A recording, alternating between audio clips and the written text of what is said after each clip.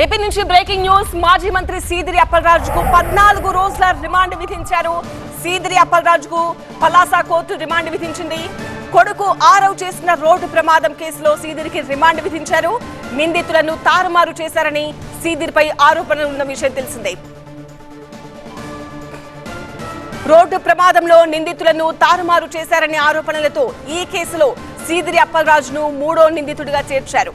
నిన్న సాయంత్రం అప్పలరాజును పోలీసులు అదుపులోకి తీసుకున్నారు. ఇవాళ ఆయనకు వైద్య పరీక్షలు నిర్వహించారు.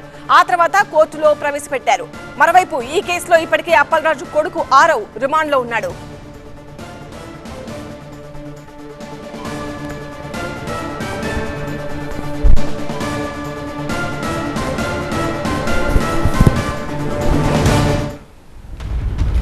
సీదిరి అప్పలరాజుకు 14 రోజుల రిమాండ్ విధించారు. ఈ అంశానికి సంబంధించిన మరిన్ని లైవ్ అప్డేట్స్ తో మా ప్రతినిధి శ్రీనివాస్ జాయిన్ అవుతున్నారు. శ్రీనివాస్, 14 రోజుల రిమాండ్ విధించినట్టుగా తెలుస్తోంది. 14 రోజుల రిమాండ్ లో ఏమైనా కస్టడీకి తీసుకుంటారా? ఏం అడగబోతున్నారు? ప్రెసెంట్ ఎక్కడికి తరలిస్తున్నారు సీదిరి అప్పలరాజును? ఎస్, వాదనలు ఇప్పుడే పలాస కోర్టులో మాజీ మంత్రి అప్పలరాజుకు సంబంధించిన కేసులో వాదనలు ఇప్పుడే పూర్తయ్యాయి. సుమారు గంట పాటు ఈ యొక్క వాదనలు కొనసాగాయి. అయితే ఫైనల్గా ఆయనకు కోర్టు రిమాండ్ విధించింది. వచ్చే నెల 5వ తేదీ వరకు, అంటే 14 రోజుల పాటు ఈ యొక్క రిమాండ్ విధించినటువంటి పరిస్థితి.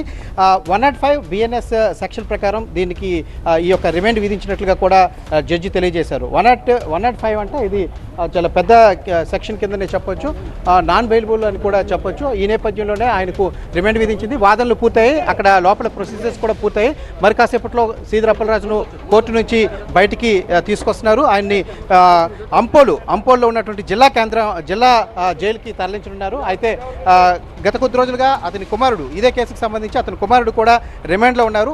ఏదైతే అంపోల్ జైల్లోనే కుమారుడు ఉన్నటువంటి జైలుకే ఇప్పుడు అప్పలరాజును కూడా తరలిస్తున్నటువంటి పరిస్థితి చూసినట్లయితే కోర్టు దగ్గర కూడా ఒక హడావుడి వాతావరణం నెలకొని ఉంది. అటంతా కూడా కార్యకర్తలు చాలాసేపటి నుంచి నిరీక్షిస్తున్నారు.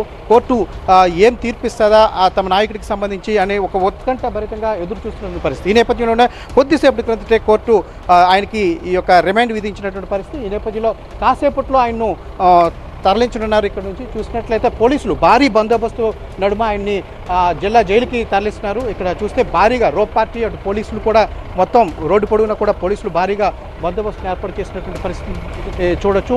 అడిషనల్ ఎస్పీ ఆధ్వర్యంలో ఈ యొక్క బందోబస్తు అంతా కూడా ఉంది.